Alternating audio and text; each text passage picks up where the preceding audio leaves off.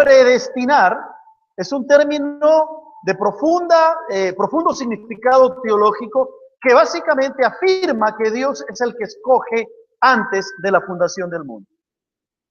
Ahora, tú podrías decir, bueno, si Dios es el que escoge, entonces ¿para qué me preocupo de predicar el evangelio? Porque finalmente ya Dios es el que ha elegido. O podrías decir, si Dios es el que escoge, yo no tengo que hacer nada, entonces vivo mi vida como yo quiera, porque finalmente Dios es el que va a elegir. Hay que entender que Dios escoge sobre la base de su presciencia. No presencia, ojo, sino la presciencia de Dios. Es otro atributo de Dios. ¿Qué cosa es la presciencia de Dios? La presciencia de Dios es el todo conocimiento que Dios tiene de todas las cosas pasadas, presente y futuro. Dios es infinitamente sabio. Y la presciencia de Dios tiene que ver con todo lo que Dios conoce. Cosas que han pasado, cosas del presente y cosas del futuro. Entonces, Dios sabía que un día tú y yo íbamos a decidir entregar nuestra vida a Cristo. Y sobre esa base de su presciencia, de su preconocimiento, sobre la base de su amor y de su gracia, Dios nos escogió para salvación. Por eso es que la Biblia dice, y el apóstol Pablo señala claramente, habiendo sido predestinados conforme al propósito del que hace todas las cosas según el designio de su voluntad. La elección de Dios es sobre la base de la gracia, de la presciencia de Dios, del amor de Dios, pero no sobre la base de los méritos humanos. Ahora tú me dirás, entonces, pastor, si Dios escoge a algunos para salvación, quiere decir que está escogiendo a otros para condenación. Y si Dios escoge a algunos para condenación, ¿para qué predicar el evangelio? Si Dios se va a hacer finalmente la voluntad de Dios. ¿Para qué entonces voy a preocuparme por vivir una vida de santidad? Si Dios ya me escogió, igual soy salvo. ¿O qué sentido tiene entregarme a Cristo? Dirán algunos, si ya Dios escogió para salvación y escogió a otros para condenación. Ese no es el sentido de la teología. Dios no escoge para condenación. Ese es el concepto del Dios musulmán. Pero el Dios de la Biblia, si bien es cierto, escoge para salvación sobre la base de su preconocimiento, de su presciencia. Él sabía que tú un día voluntariamente ibas a entregarle tu vida a Cristo y por lo tanto te escogió para que seas salvo desde antes de la fundación del mundo. Ese es el concepto. Discusión teológica de siglos, que requiere mucho más estudio, mucho más análisis, pero que estamos tratando de resumir. Entonces la pregunta importante en esta mañana es, ¿has entregado tu vida a Cristo? Porque si has entregado tu vida a Cristo, entonces Dios te ha elegido sobre la base de su amor, de su presencia, conociendo que tú un día ibas a entregar tu vida a Cristo. Pero si no has entregado tu vida a Cristo, hoy puedes hacerlo. Hoy puedes venir al Señor y al entregar tu vida a Cristo, entonces disfrutarás de la herencia que Dios tiene preparada para ti. Por eso es que Pablo dice que tuvimos herencia habiendo sido predestinados. Y los únicos, de manera natural, que heredan son los hijos. Cuando los padres mueren, los hijos son los que heredan cuando no hay un testamento. Si no eres parte de la herencia, si no tienes parte con la herencia, es porque no eres hijo de Dios. Pero hoy el Señor te da la oportunidad de abrir tu corazón y de entregarle la vida a Él. Y al entregarle la vida a Él, entonces se efectúa de manera efectiva, valga la redundancia, esa elección que Dios hizo de tu vida antes de la fundación del mundo. Y por lo tanto, eres merecedor de la herencia de Dios. ¿Se entiende el concepto? Eso es lo que la palabra del Señor enseña. Eso para que ustedes vean las profundidades teológicas que encontramos en la Escritura. La segunda realidad es que tenemos un sello. No solamente tenemos una herencia, sino que tenemos un sello. En el versículo 13, Pablo le va a decir a los hermanos en Éfeso, en él también vosotros, habiendo oído la palabra de verdad, el evangelio de vuestra salvación, y habiendo creído en él, fuisteis sellados con el Espíritu Santo de la promesa. Nuevamente aquí se repite la frase en él 2 veces. En él también vosotros, habiendo oído la palabra de verdad, en él también habiendo creído en él. Y aquí está refiriéndose a los creyentes gentiles que formaban parte de la iglesia de Éfeso. Ahora, la salvación que nosotros experimentamos es por un lado un mensaje que viene a nosotros, que tenemos que creer, pero juntamente con el mensaje, la salvación es una persona en quien confiar. Ambos envuelven una aceptación mental de la verdad de la Biblia y una bienvenida personal a esa persona que es nuestro Señor Jesucristo. El Evangelio, por lo tanto, debe ser recibido, escuchado y entonces recibir a Cristo en el corazón. Por eso es que Juan va a decir, mas a todos los que le recibieron, a los que creen en su nombre, les dio el derecho de ser llamados hijos de Dios. Por eso es que Pablo en la epístola a los Efesios dice, habiendo oído la palabra de verdad, número 1, y habiendo creído en él. Es decir, no se puede creer en Cristo sin haber escuchado la palabra de Dios. Podrás tener un conocimiento intelectual de Jesús que no te ayuda en nada, porque la Biblia dice que aún los demonios creen y tiemblan, pero no tendrás un conocimiento real, a menos que hayas escuchado la palabra de Dios. La fe viene por el oír, y el oír la palabra de Dios. Entonces, solamente luego de haber oído la palabra de Dios y haber creído en Cristo, soy sellado santo de la promesa. Lo dice claramente el versículo 3. Fuisteis sellados con el Espíritu Santo de la promesa. Ahora, ¿qué significado tenía el sello en la antigüedad?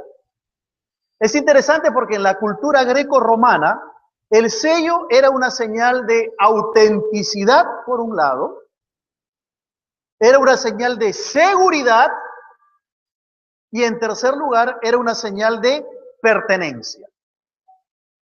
Casi no ha variado mucho con nuestros días, ¿verdad? El acto de sellar implicaba que ese documento que se sellaba era un documento auténtico. Pero además le daba seguridad al que poseía el documento, que ese documento tenía validez. Pero también implicaba pertenencia. El sello romano, por ejemplo, que se ponía, implicaba que ese documento, o eso que había sido sellado, pertenecía al Imperio Romano. Es interesante porque esta figura de sellar aparece nuevamente en 2 de Corintios, en el capítulo 1, versículo 22, cuando Pablo esta vez a los corintios les dice, el cual también nos ha sellado y nos ha dado las arras del Espíritu en nuestros corazones. Ahora, hoy día usamos el sello también para muchos actos legales, ¿no? Y sobre todo cuando queremos darle autenticidad a un documento. El día que el pastor Alejandro se graduó de Fatela en su maestría, él recibió un diploma que decía graduado de máster. Pero ese diploma, que antes pasó por mis manos, porque yo soy el encargado como decano de certificar la autenticidad de las maestrías para los estudiantes, yo a ese diploma le pongo un sello dorado. Luego que le he puesto el sello dorado, lo pongo en una maquinita que es un sello de agua y presiono y entonces el sello de Fatela queda incrustado en el sello dorado y en el diploma como tal. ¿Qué quiere decir eso? Que ese diploma es auténtico, que el pastor Alejandro no puede ir a Zángaro a comprarlo. Tenía que habérselo ganado con 3 años de estudio quemando pestañas. Es auténtico. Pero además le da seguridad al pastor Alejandro de que ese diploma tiene una validez. Pero también implica que ese diploma pertenece a la Facultad de Teología Latinoamericana de la Alianza. De pertenencia. Entonces, el sello es un documento que certifica todo esto. ¿Tú te acuerdas cuando el Señor Jesús es sepultado, verdad? Después que muere en la cruz, después que entrega su vida. Los romanos ponen una piedra muy grande, que era la piedra Goal, que se le llamaba en aquella época, en la puerta del sepulcro. ¿Y qué ponen encima de la piedra? El sello romano. No sé si se distingue muy bien, pero el sello romano. Ahora, el sello romano indicaba que esa tumba, aunque había sido propiedad de José de Arimatea, realmente era propiedad ahora del Imperio Romano, porque tenía el sello de Roma. Y la violación del sello significaba la muerte para los soldados que custodiaban la tumba del Señor Jesús. Por eso aquellos, cuando el Señor resucita, están asustados, no tanto por el hecho de que el Señor resucitó, están asustados porque sabían que su vida corría peligro ahora que el sello había sido violentado. Entonces el concepto del sello en el Nuevo Testamento es muy importante. Cuando la palabra de Dios dice que hemos sido sellados con el Espíritu Santo de la promesa, el apóstol Pablo está señalando que todos aquellos que han oído la palabra de Dios y que han creído en nuestro Señor Jesucristo, pueden tener la seguridad de que ahora pertenecen a Dios, que son propiedad de Dios, que su fe se convierte en una fe auténtica y que además son propiedad del Señor. Yo te pregunto en esta mañana, ¿eres propiedad de Dios? ¿Es tu fe una fe auténtica por haber creído en la palabra del Señor y por haber creído en Cristo Jesús? Si no le has entregado tu vida al Señor, déjame decirte, no tienes el sello que autentique que tú eres hijo de Dios. No tienes el sello que indique que tú eres propiedad de Dios. Pero la buena noticia es que hoy puedes entregarte a Cristo y pasar a ser propiedad de nuestro Señor. El apóstol Pablo explica que este sello es las arras de nuestra herencia. Dice la última parte del versículo 13 y primera parte del 14, fuisteis sellados con el Espíritu Santo de la promesa, que es las arras de nuestra herencia. ¿Qué significa esto de las arras de nuestra herencia? Si tú quieres ir a comprar una propiedad, una casa, un auto, un vestido, algo que te gustó, ¿verdad? Y te lo va a vender alguien que tú conoces, un familiar, un amigo, o hay los medios legales. Tú vas y dices, wow, esto me encantó, yo lo quiero para mí. Pero le dices al vendedor, ¿sabe qué? No tengo toda la plata, no me alcanza. Pero por favor no lo venda. ¿Qué te va a decir el vendedor? Bueno, me caíste tan bien que no lo voy a vender. O eres muy simpático y por eso no lo voy a vender. No, él te va a decir, muy bien, yo te lo separo, no hay problema, pero ¿sabes qué? Dame un adelanto, dame unas arras, dame la garantía de que tú vas a comprar ese producto, porque si tú no vienes a comprar, pierdes tu garantía. Entonces, cuando el apóstol Pablo dice que ese sello es las arras de nuestra herencia, lo que él está diciendo es que ese sello, el hecho de ser sellados con el Espíritu Santo, el día que nos convertimos, es el adelanto de nuestra herencia. Es la garantía final de una herencia que tenemos con Dios, que es la vida eterna.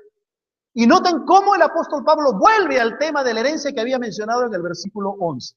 Es como que el apóstol quiere dejar en claro que no hay duda acerca de la herencia recibida en Cristo Jesús y que esa herencia está garantizada por el sello del Espíritu de Dios. Es por eso que el creyente no tiene dudas de su salvación. Y eso no es arrogancia, eso no es orgullo.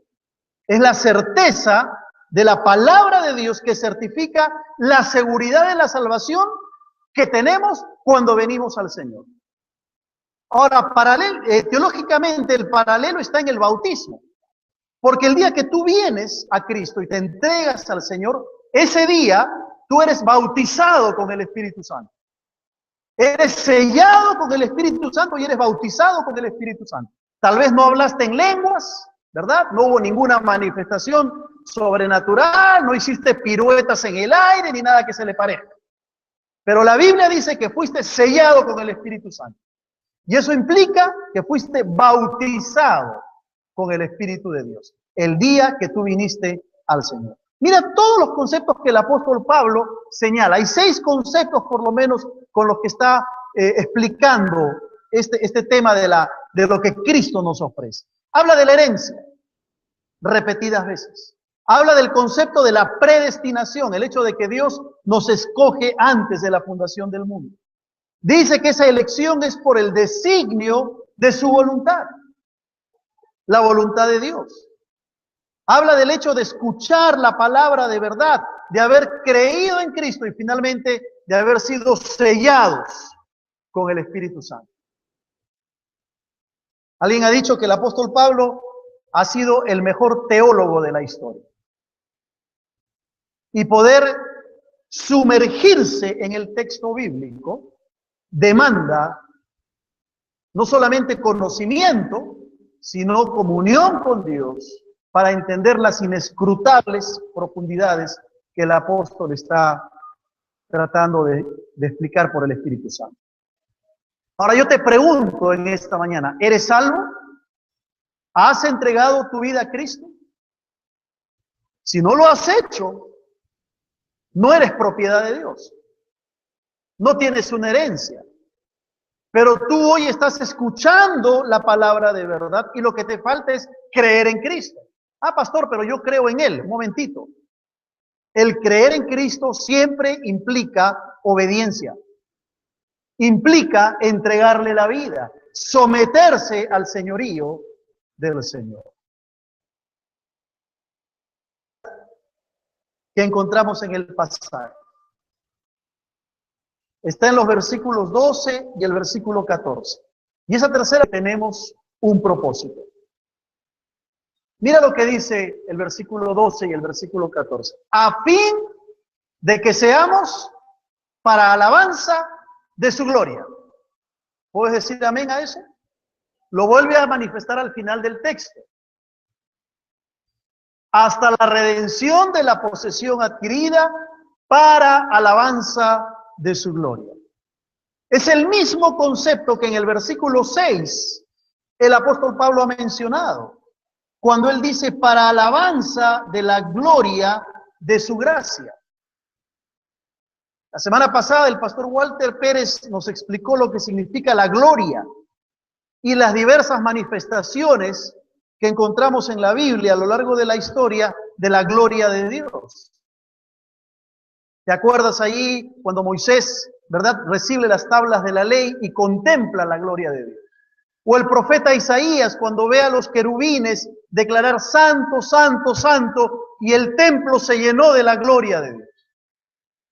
O los apóstoles cuando están en el monte de la transfiguración y ven la gloria del Señor. Algo que tú y yo tenemos que entender es que hemos sido creados para la alabanza de la gloria de Dios. El propósito por el cual, el verdadero propósito por el cual tú y yo podemos darle sentido a la vida es cuando hacemos todo para la gloria de Dios. Si tú crees que darle la gloria a Dios es solamente cuando vienes al templo, al culto de adoración, estás equivocado. Si tú crees que darle la gloria a Dios es solamente cuando alabas y levantas tus manos y adoras al Señor, estás equivocado. Si tú crees que darle la gloria a Dios es participar de la Santa Cena solamente, estás equivocado. Todo eso es importante, venir al culto, levantar las manos, adorar a Dios y participar de la mesa del Señor. Pero la gloria a Dios debe ser dada por el cristiano permanentemente, todo el tiempo, en las cosas grandes y en las cosas pequeñas de la vida.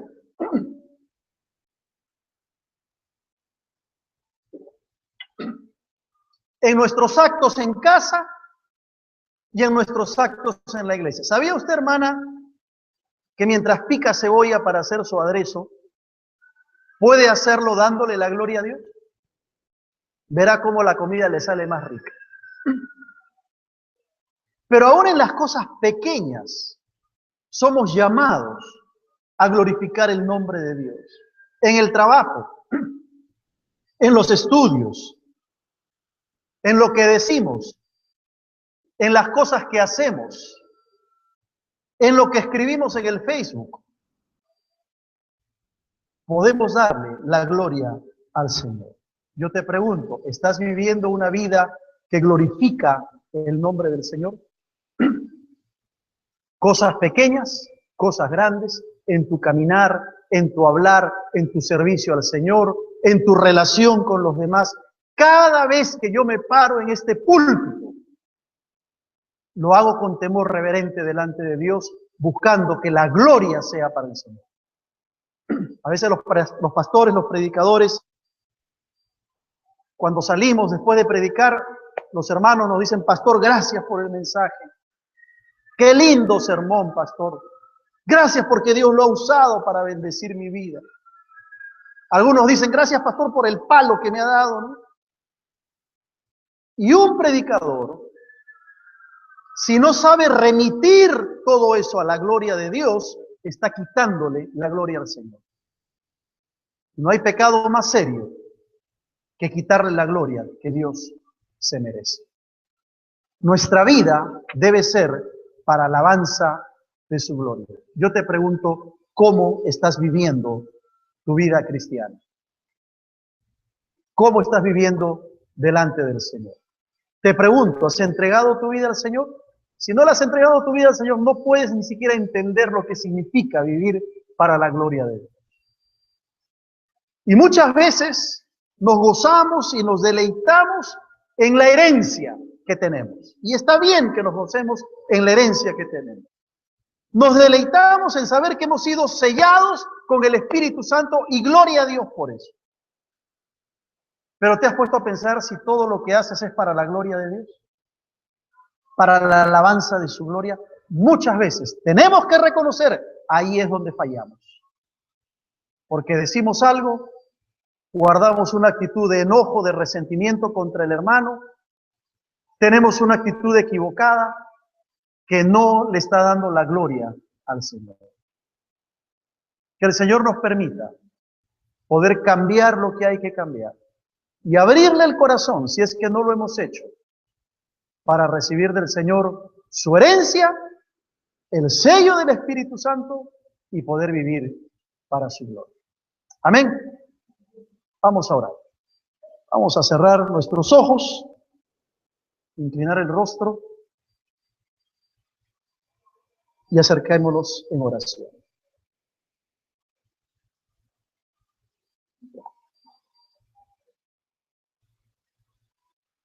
Señor, tu palabra ha sido clara y te agradecemos por las promesas preciosas que de ti recibimos.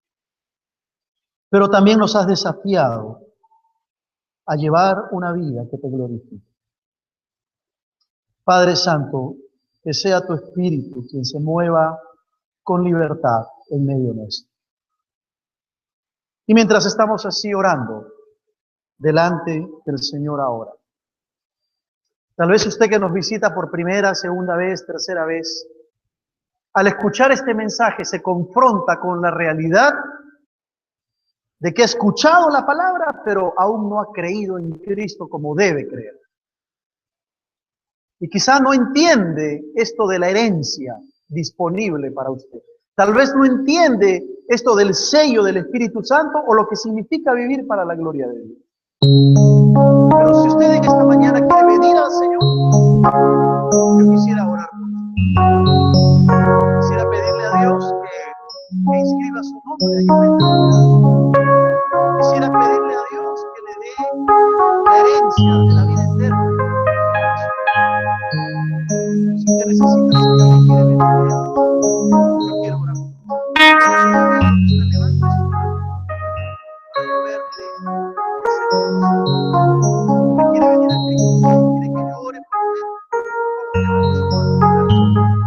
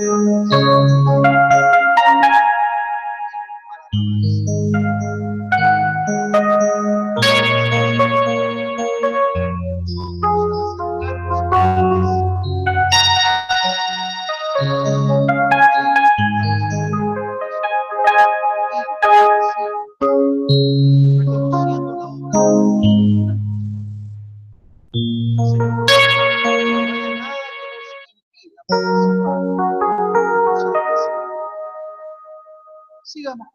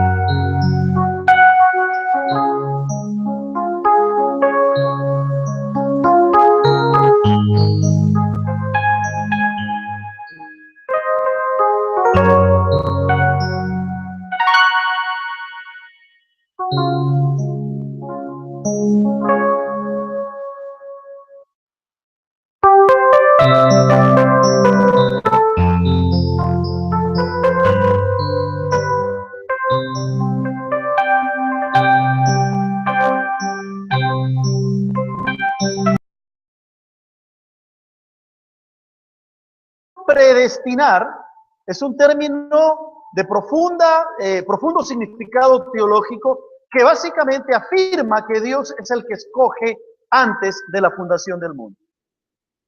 Ahora, tú podrías decir, bueno, si Dios es el que escoge, entonces ¿para qué me preocupo de predicar el evangelio? Porque finalmente ya Dios es el que ha elegido. O podrías decir, si Dios es el que escoge, yo no tengo que hacer nada, entonces vivo mi vida como yo quiera, porque finalmente Dios es el que va a elegir. Hay que entender que Dios escoge sobre la base de su presciencia. No presencia, ojo, sino la presciencia de Dios. Es otro atributo de Dios. ¿Qué cosa es la presciencia de Dios?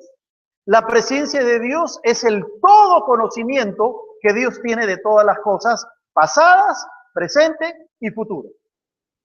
Dios es infinitamente sabio y la presciencia de Dios tiene que ver con todo lo que Dios conoce.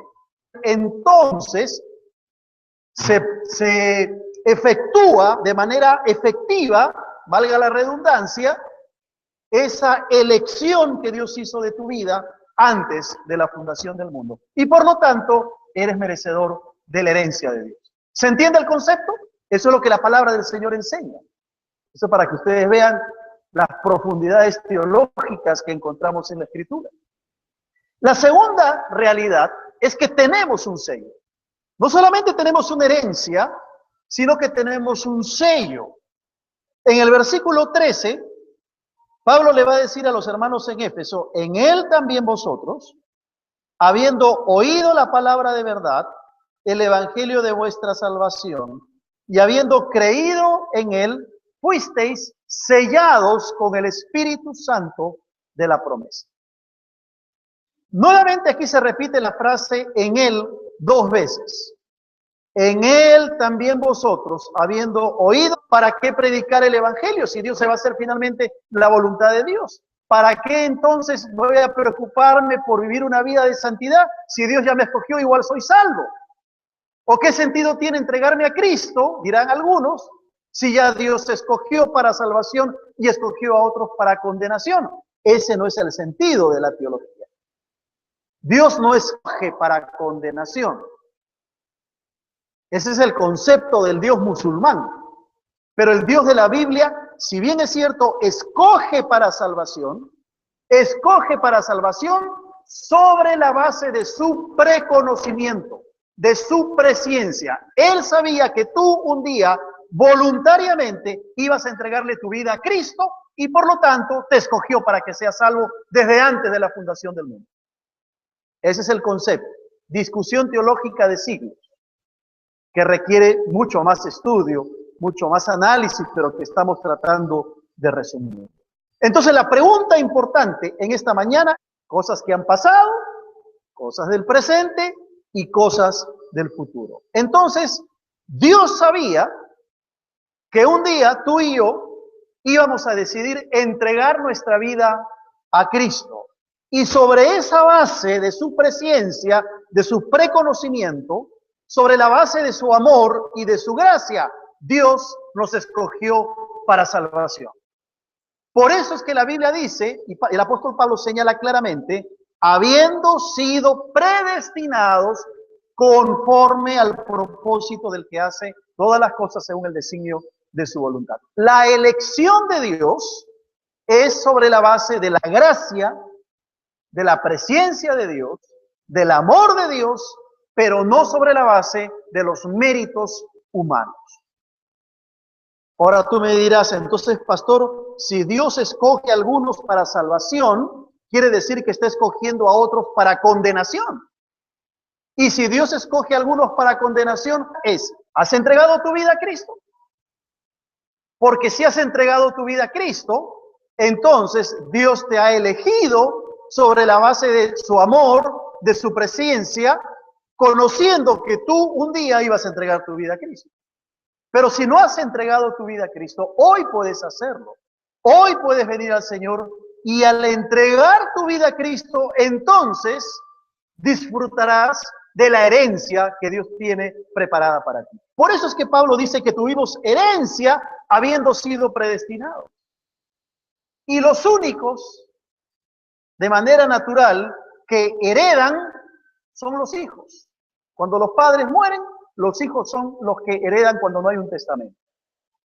Si no eres parte de la herencia, si no tienes parte con la herencia, es porque no eres hijo de Dios. Pero hoy el Señor te da la oportunidad de abrir tu corazón y de entregarle la vida a Él. Y al entregarle la vida a Él,